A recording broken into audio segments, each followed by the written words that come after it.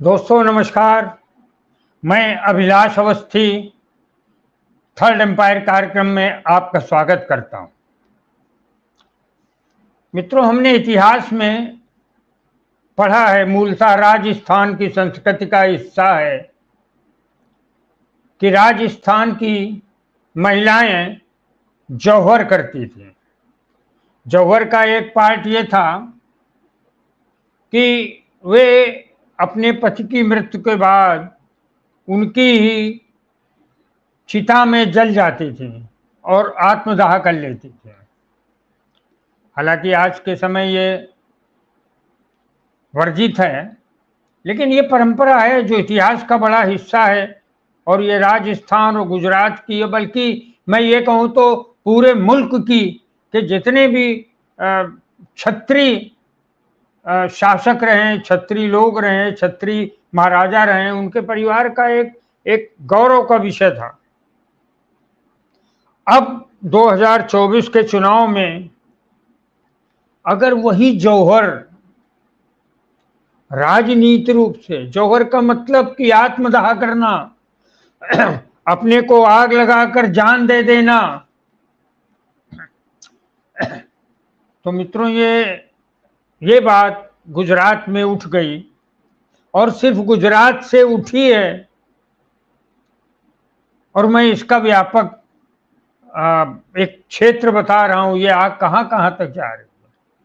गुजरात में क्षत्रिय समाज की एक महिला हैं, उनका नाम है पद्मिनी बा वाला। पद्मिनी बा वाला, गुजरात में बा जैसे कस्तूरबा या बा और बेन ये लिखते हैं, तो वो माननीय पद्मिनी बा वाला ने घोषणा की है और कहा है कि मैं और कई कई क्षत्रिय नारियां अपने को आग में हम आत्मदाह कर लेंगे, हम जौहर करेंगे अगर राजकोट के भारतीय जनता पार्टी प्रत्याशी पुरुषोत्तम रूपाला का टिकट छीना नहीं गया। हालांकि ये 2-3 दिन से बात चल रही है, मगर भारतीय जनता पार्टी तो एक बार तो वो है ना कि एक अकेला सब पर भारी। एक बार जो कह दिया सो कह दिया, तो साहब ने जो कह दिया वो कह दिया। पुरुषोत्तम रूपाला का टिकट काट नहीं सकते। वो उनकी नाक की बात हो गई कि मेरे ही गुजरात में, अरे मैं तो गुजरात का राजा हूं, असली शासक तो मैं हूं, और मेरे ही गुजरात में क्षत्रियों ने क्या नौटंकी फैला के रखी है और मुझे ही चुनौती दे रहे हैं। देखता हूं कैसे मैं पुरुषोत्तम रूपाला को नहीं हटाऊंगा। अरे एक प्रत्याशी हटाना था, आपके पास बड़ी ताकत है, 2 महीने तक और भी है मोदी जी के पास, लेकिन वो अड़े हुए हैं कि पुरुषोत्तम रूपाला को राजकोट से ही लड़वाएंगे। और वहां पर पूरे गुजरात के क्षत्रिय क्या कर रहे हैं, गली गली सड़क सड़क पर, खाली राजकोट में ही नहीं, मेरे पास वीडियोज हैं, वो पुरुषोत्तम रूपाला का पुतला जला रहे हैं और बोल रहे हैं कि हम पूरे 26 सीटों में भारतीय जनता पार्टी को हरा देंगे। गुजरात का क्षत्रिय समाज ही अब तक कह रहा था, लेकिन कल से गुजरात की छत्राणी महिलाएं, गुजरात की राजपूत महिलाएं भी मैदान में उतर आई और उन्होंने चेतावनी दी है कि अगर रूपाला को हटाया नहीं गया तो वे जौहर करेंगी, यानी आत्मदाह करेंगी। मेरी निजी सलाह हमारे चैनल की भी है कि इस ढंग के कार्यक्रम माननीय पद्मिनी बा वाला कि ठीक है आप इसको राजनीतिक लड़ाई लड़ें, लेकिन जो है हम वो तो आपको बताएंगे कि उन्होंने जौहर की धमकी दी, क्यों दी है ये मैं हालांकि बता चुका हूं, हमारे चैनल ने बताया है। हम फिर आपको बताना चाहते हैं कि ये आग अब एक सीट से निकली थी, गुजरात के राजकोट सीट से निकली, अब ये आग कहां कहां फैल गई है। ये आग फैल गई है राजस्थान में। राजस्थान में भी क्षत्रिय समाज के महाराजा हुआ करते थे। ये आग फैल गई है मध्य प्रदेश में, जहां पर महाराजा आज लोग हुआ करते, आज भी दिग्विजय सिंह वहां पर महाराजा, कुछ महाराजा हैं अभी, तो वो महाराजा कश्मीर में है, महाराजा हरि सिंह की तो भूमि, हरि सिंह वहां के शासक रहे हैं। और हिमाचल प्रदेश में भी वो शासकों की भूमि, ठाकुर राजा हुआ करते, महाराजा हुआ करते, क्षत्रिय। अब ये बवाल हुआ क्यों, मैं इसको एक बार फिर दोहरा देता हूं। ये बवाल ये हुआ कि रूपाला ने, गुजरात के राजकोट के भाजपा प्रत्याशी जो रूपाला हैं, उन्होंने ये बोला कि मतलब ये मूर्खतापूर्ण बयान है।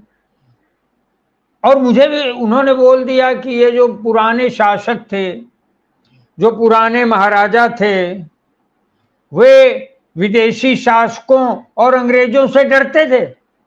उन्होंने विदेशी शासकों और अंग्रेजों के सामने घुटने टेक दिए। सिर्फ इतना ही नहीं किया, उन्होंने रोटी बेटी का संबंध किया। यानी उन्होंने ये कहने की कोशिश की कि पुराने जो शासक थे गुजरात के, जो महाराजा थे, जो क्षत्रिय राजा थे, क्योंकि वही क्षत्रिय हुआ करते थे, ब्राह्मण तो हुआ नहीं करते थे, कोई शूद्र या वैश्य तो राजा हुआ नहीं करते थे। राजा तो वीरभद्र सिंह हिमाचल में रहे, दिग्विजय सिंह अभी राजा उनका नाम ही है दिग्गी राजा। तो ये ठाकुर लोग ही राजा हुआ करते थे, और ठीक भी था। ठीक ये क्या मतलब, राजा प्रजा को संभालने का काम, और क्षत्रियों का ये काम भी रहा है, रक्षा करने का समाज का। उस पर हम प्रश्न नहीं उठा रहे हैं।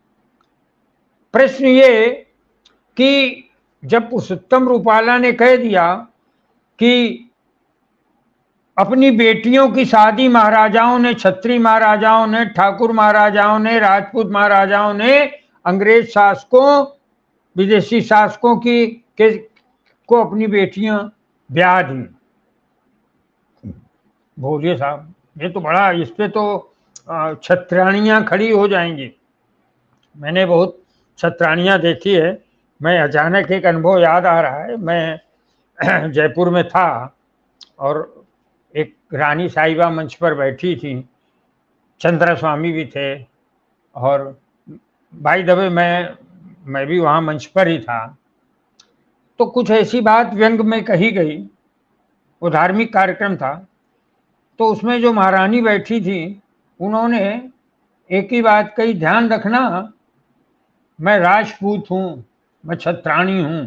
तो मैं बाद में भी उनसे मिला, तो वो मतलब बड़ी विदुषी सुंदर दिख रही थी, लेकिन किसी एक वाक्य पर उन्होंने बोला, ध्यान रखना मैं राजपूत घराने की औरत हूँ, मैं छत्राणी हूँ। तो वो तो मेरा देखा हुआ है। तो जहाँ मुझे लगा है, कई बार लगा है कि जो ठाकुर, जो छत्राणी महिलाएं होती हैं, वे अपने अस्मिता के लिए, ठाकुर अस्मिता के लिए, छत्राणी अस्मिता के लिए जान देने तक को तैयार है। और जौहर दिखता है ना राजस्थान में।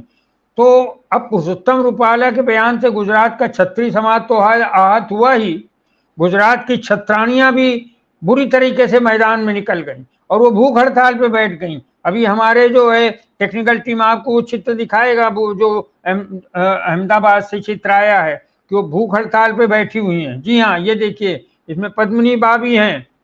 पद्मिनी बा ने जान देने की धमकी दी। अरे भाई मोदी जी, क्या हो रहा है आपके गुजरात में? क्षत्रिय समुदाय की औरतें, महिलाएं भूख हड़ताल पे हैं कि एक सीट हटानी है, नहीं हटाई। खैर वो आपका राजनीतिक वो है। तो पुरुषोत्तम रूपाला का ये भाषण ने काफी आग लगा दी। अब मैं जो आज की बात जो बोलने जा रहा हूं कि अब पूरी गुजरात की 26 सीटों में हर शहर में बवाल मचा हुआ है, और उसको सबसाइड करने के लिए भारतीय जनता पार्टी ने कोशिश की। तो वहां जो क्षत्रिय समाज है, क्षत्रिय समन्वय समिति है, देखिए क्षत्रिय समन्वय समिति सक्रिय हुई। मुझे तो बड़ा अच्छा लगा क्षत्रिय समन्वय समिति गुजरात की, दुनिया भर की, कहीं और किसी इलाके की क्षत्रिय समन्वय समिति अगर उठकर भारतीय जनता पार्टी के खिलाफ खड़ी होती तो बहुत हमें ताज्जुब नहीं होता। ताज्जुब तब हुआ जो गुजरात के प्रधानमंत्री नरेंद्र मोदी और गुजरात पर लंबे समय तक मुख्यमंत्री बने रहे, उनको तो हमेशा लगता है कि मैं ही हूँ, गुजरात हूँ, या तो मैं गुजरात हूँ या अडानी गुजरात है और आधा अंबानी, 2.5 लोग हैं गुजरात, अमित शाह को भी मान लीजिए भाई। तो अब उन्होंने जो एक स्टैंड लिया क्षत्रिय लोगों ने, काबिले तारीफ है कि मोदी की नाक के नीचे उन्होंने मोदी को ललकारा। हालांकि उन्होंने ये नहीं कहा, उन्होंने ये जरूर धमकी दी कि अगर रूपाला का टिकट नहीं लिया गया तो हम भाजपा को 26 सीटों पे हरा देंगे। ये उन्होंने आंदोलन किया। अब राजकोट समेत पूरे शहरों में हो रहा है। अभी तो रूपाला के पुतले फूके जा रहे हैं, कल भाजपा के फूके जा रहे हैं, कल अमित शाह और मोदी जी के तक आए। उसके पहले इतना जिद क्यों है, क्या है? अब हम लोग तो अखबार के दुनिया के लोग हैं, पत्रकार हैं, हम तो खाली परिस्थितियां बता सकते। उन्होंने क्षमा मांगी, पुरुषोत्तम रूपाला ने क्षमा मांगी कि मुझसे गलती हुई, लेकिन वहाँ जो क्षत्रिय समन्वय समिति के वीरभद्र सिंह हैं उन्होंने मना कर दिया। उन्होंने कहा हम आपकी क्षमा स्वीकार नहीं करेंगे क्योंकि हम आपका कैरेक्टर जानते हैं, आप चुनाव लड़ेंगे और चुनाव के बाद फिर भी ऐसे ही वक्तव्य देंगे। कैरेक्टर से मेरे मतलब वाक्य चरित्र, बात करने का जो चरित्र है उनका, को गुजरात के क्षत्रियों की यह आवाज देखो। अब यहाँ पर देखिए, मैं तो इस पर एक वीडियो बना चुका हूँ। मैं आज इसको क्यों बना रहा हूँ?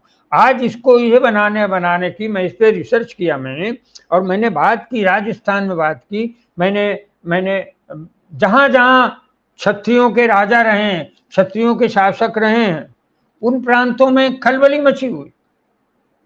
तो पुरुषोत्तम रूपाला का वक्तव्य तब तक नरेंद्र मोदी का वक्तव्य माना जाएगा जब तक पुरुषोत्तम रूपाला को भारतीय जनता पार्टी से निकाला नहीं जाता। अरे भाई, नूपुर शर्मा को भी तो आपने निकाल दिया था उसके एक वक्तव्य के खिलाफ। हालांकि उसमें OIS के Organisation of Islamic State, OSI का ऑर्गेनाइजेशन ऑफ इस्लामिक ऑर्गेनाइजेशन जो है, उसका मैं नाम भूल रहा हूँ, उसके 57 देशों ने विरोध किया था। वेंकैया नायडू गए थे वहां पर दुबई में, उनके कार्यक्रम का बहिष्कार कर दिया, उनका कार्यक्रम खत्म कर दिया कि आप क्या की आपकी पार्टी की नूपुर शर्मा हमारे भगवान को ऐसा बोलती। अरे तो जब आपने नूपुर शर्मा को 6 साल के लिए निकाल दिया था, जब 6 साल के लिए आपने उनको निकाला था, तो अब आपको क्या तकलीफ है? पुरुषोत्तम रूपाला को आप 6 साल के लिए निकाल दीजिए, फिर एक वातावरण। लेकिन अब आपके मुंह से, आपके पुरुषोत्तम रूपाला से मुंह से निकली बात हवा ली।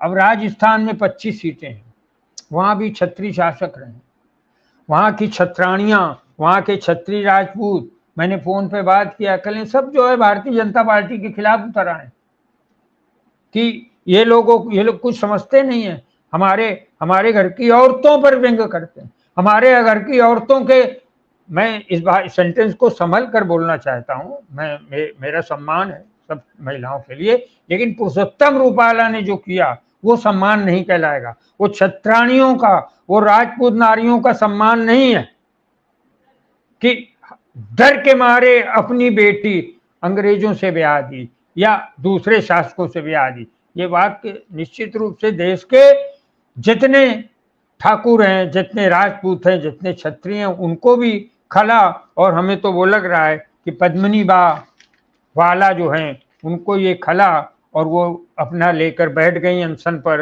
अपनी उनके भूख हड़ताल पर, और उन्होंने जौहर की धमकी दी। ये छोटी खबर नहीं है। लेकिन इसके साथ ही जो दूसरी सूचनाएं आई हैं कि मध्य प्रदेश की जो 29 सीटों में, मध्य प्रदेश की 29 सीटों में जो राजपूत प्रत्याशी हैं भारतीय जनता पार्टी के, वो जो हैं वो घबरा गए हैं कि अगर हमारा जो है बहिष्कार यहाँ के राजपूतों ने कर दिया 29 सीटों पर, तो हमारा क्या होगा? उधर राजस्थान की 25 सीटों पर क्षत्रियों में उबाल आ गया है। वो कह रहे हैं कि हम भारतीय जनता पार्टी को हराएंगे। सब सब चीजें धीरे धीरे आगे बढ़ती हैं। भाई जब उनके परिवार की औरतें निकलकर सामने आ गईं, उनके परिवार की औरतें निकलकर अनशन पर बैठ गईं, तो राजस्थान तो जौहर के लिए प्रथम नंबर पे माना जाया। राजस्थान की छत्राणियों के जौहर के किस्से, उनकी वीरता के किस्से इतिहास में भरे पड़े हैं।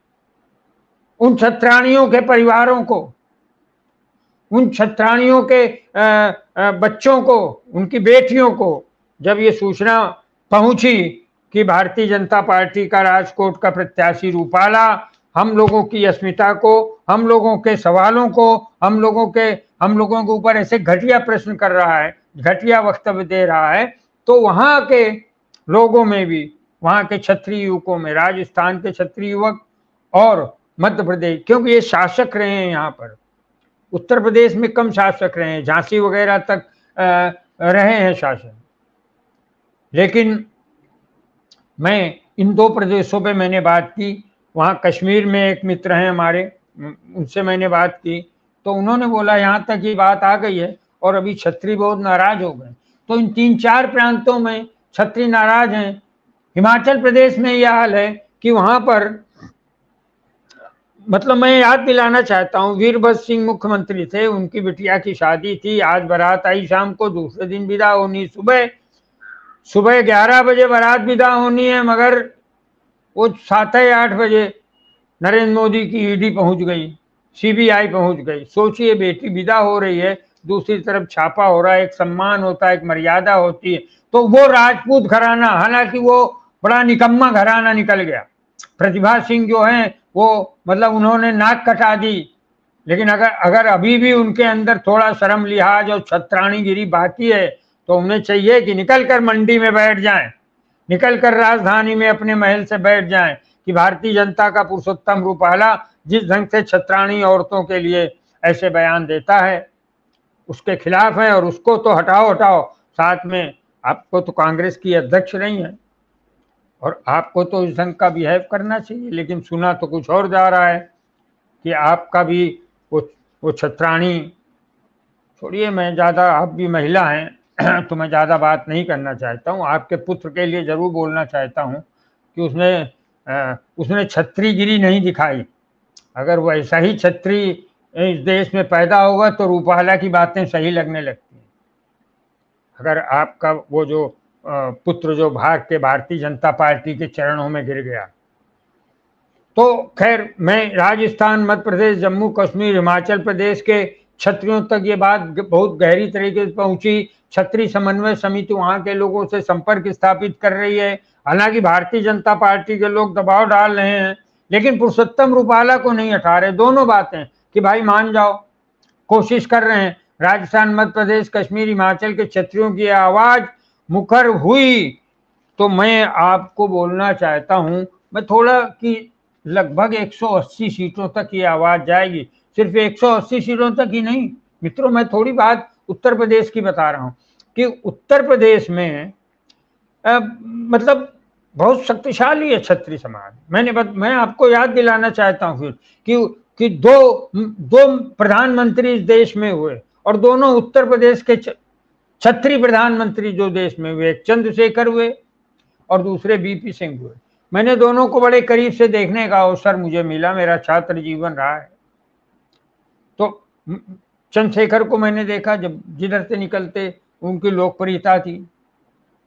बीपी सिंह की हालांकि शहरी इलाकों में लोकप्रियता थी, लेकिन पूरे छत्री उत्तर प्रदेश के उनको अपना नेता मानते रहे। राजनाथ सिंह को आज तक नहीं माना, अब जो है जाके छत्री। और यह हाल मध्य प्रदेश में था। अर्जुन सिंह का मैंने देखा, मैं अर्जुन सिंह को भी देखा मैंने, तो अर्जुन सिंह को भी मध्य प्रदेश के छत्री उनको नेता मानते थे अपना। तो ये बातें मैंने बड़े निकट से देखी। अभी राजनाथ सिंह अभी एमएससी फिजिक्स से किए, फिजिक्स के लेक्चरर थोड़े सोबर रहे और एक टीचर होने के नाते तो उन्होंने इस ढंग के काम जरा कम किए, सर्वहारा वर्ग से कम जुड़े हुआ है। वो थोड़ा एलीट पॉलिटिशियन है, वो वर्ग के नहीं बनना चाहते, वो पूरे देश के प्रधानमंत्री बनना चाहते हैं। और उन्हें ये पता चल गया है कि भाजपा में वैकेंसी नहीं है, तो मुझे जो मिलता रहे वही मैं उसी को लेकर चलूं। अब आगे संभावना भी उनके लाइफ की खत्म है, लाइफ की मतलब राजनीतिक जीवन की। तो योगी आदित्यनाथ इस समय उत्तर प्रदेश ही नहीं बल्कि हिंदुस्तान के क्षत्रिय समाज के गौरव का प्रतीक बन गए। अब यहाँ उत्तर प्रदेश में एक नया नाटक चल रहा, वहां पर भी भारतीय जनता पार्टी। देखिए, मैं ये जो आज का वीडियो बनाया इसमें बात ये कहना चाहता हूं कि गुजरात के 2 लोगों ने, बल्कि 3 लोगों ने, गुजरात के 3 लोगों ने देश के क्षत्रियों को चुनौती दे डाली। एक तो रूपाला जी ने दे दी, दूसरा अमित शाह ने योगी को चेतावनी दे दी। कहीं सबको हटाते चले आए ना। वो मध्य प्रदेश के मुख्यमंत्री को हटाया, शिवराज सिंह चौहान को हटाया, वसुंधरा राजे को हटाया, रमन सिंह को हटाया, जाने किसको किसको आप हटाते चले आए। गुजरात में तो मुख्यमंत्री आप ऐसे हटाते हैं जैसे क्लास में मॉनिटर बदला जाता है कि 6 महीने राम कुमार मॉनिटर था, बाकी 3 महीने अब सुरेश मॉनिटर रहेगा। तो आपके लिए तो मॉनिटर होता है वहाँ का गुजरात का मुख्यमंत्री, तो पता नहीं होता है उसमें आज मुख्यमंत्री ये है कल कौन है। तो गुजरात के मुख्यमंत्री जब से नरेंद्र मोदी वहां से गए तब से गुजरात के मुख्यमंत्री को उन्होंने कठपुतली, और कठपुतली तो छोड़ो, कठपुतली दिखती, वो दिखते ही नहीं कौन है क्या नहीं कर रहा है। सारे आदेश लगता है दिल्ली से ही जाते हैं। तो खैर हम आते हैं कि अब उत्तर प्रदेश में अब योगी को हटाने के लिए अमित शाह पीछे पड़े, क्योंकि उन्हें ये लग रहा है, हालांकि गलत लग रहा है, सारी रिपोर्ट आ चुकी है, आईबी की भी आ चुकी है, आपकी सरकार की रिपोर्ट आ गई कि आप 180 के नीचे पहुंच गए। नरेंद्र मोदी, रूपाला जी और अमित शाह जी सब लोग समझ लीजिए। लेकिन अमित शाह को लग रहा है कि अगर 200 सीटें आई तो योगी को लोग समर्थन दे देंगे और योगी प्रधानमंत्री बन जाएंगे। यानी अमित शाह भी मान रहे हैं कि बहुमत नहीं मिल रहा, तो वो पीछे पड़े हैं कि इनको हटा दो। योगी ठाकुर हैं तो 2 प्रांत प्रभावित करते हैं, क्योंकि उनका जन्म हुआ उत्तराखंड में। उत्तराखंड, उत्तर प्रदेश और उत्तराखंड एक ही था, तो वो उत्तराखंड में जन्मे हैं, वहां के राजपूत हैं। और उत्तर प्रदेश में गोरखपुर उनकी कार्यस्थली रही, धार्मिक कार्यस्थली। और उसके बाद वो सांसद बने गोरखपुर से। महंत अवैधनाथ जो उनके गुरु थे, उनकी मृत्यु के बाद वो उनकी विरासत को संभाले। तो वो ठाकुर हैं, कट्टर ठाकुर हैं, राजपूत हैं। अब रूपाला का जो वक्तव्य है वो उनको, उसकी वजह से वो अमित शाह थोड़ा ठहर गए।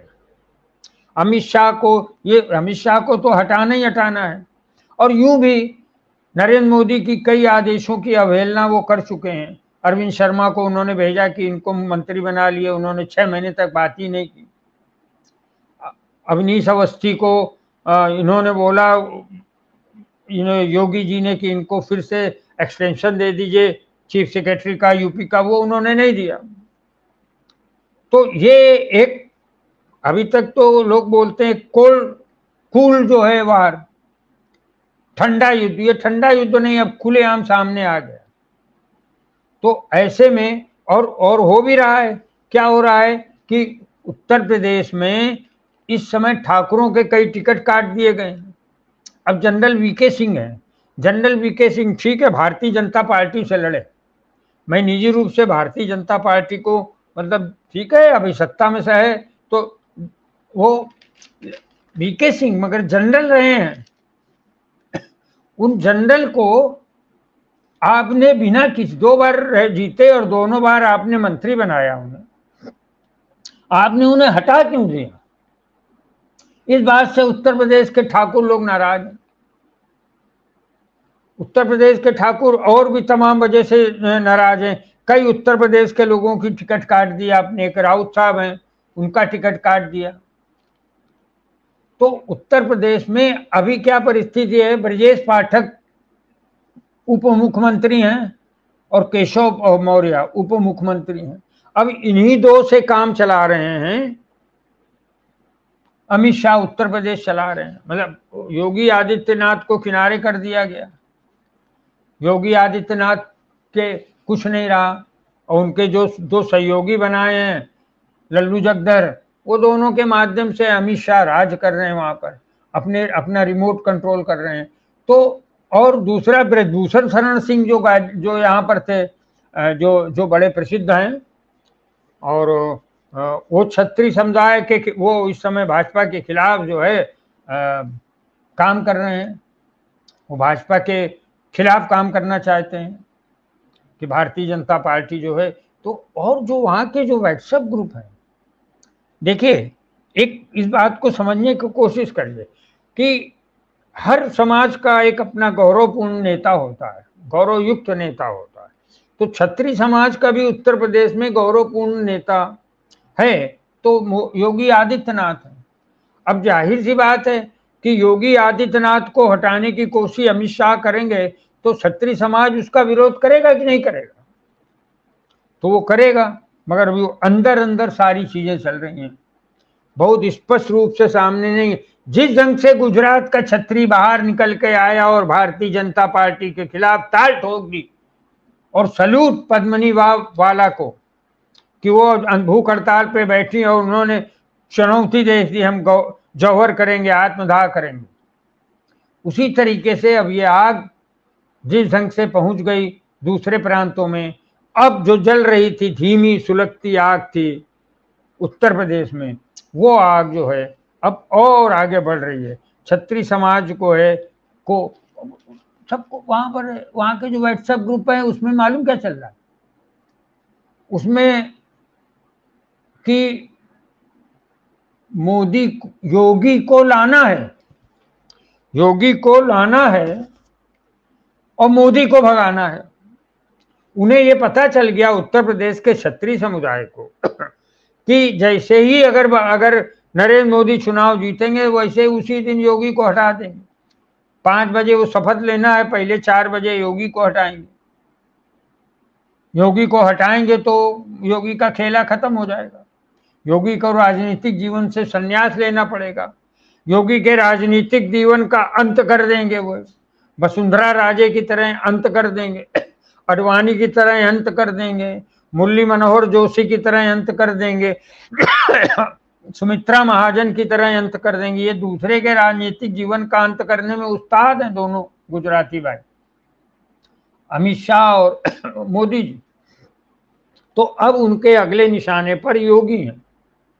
अब योगी वहां उत्तर प्रदेश में कोई ऐसे बताना चाहते, पपेट, कोई कठपुतली बैठालना चाहते हैं, तो अब ठाकुरों से मुक्ति हो जाएगा उत्तर प्रदेश। जाहिर सी बात है, जब यादवों पर तो लगाते हो आप इल्जाम कि यादव आ जाते हैं तो ये करते हैं, यादव लोग पूरे फूले नहीं समाते हैं तो उसी तरीके से आपको सोचना चाहिए कि जब ठाकुर लोग हैं तो ठाकुरों के वर्चस्व को चुनौती दी जा रही है,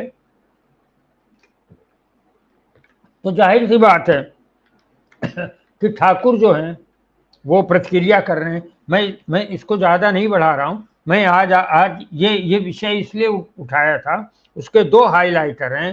पहला कि क्षत्राणियां वीरांगनाएं होती हैं, सभी महिलाएं अपनी अस्मिता की प्रश्न पर खड़ी हो जाती हैं तनकर, लेकिन जहां तक राजपूत महिलाएं हैं, क्षत्राणियां हैं, वो वीरांगनाएं अब गुजरात में निकलकर सड़क पर बैठ गई हैं भूख हड़ताल की, और बोला क्या है मोदी जी, हम जौहर करेंगे।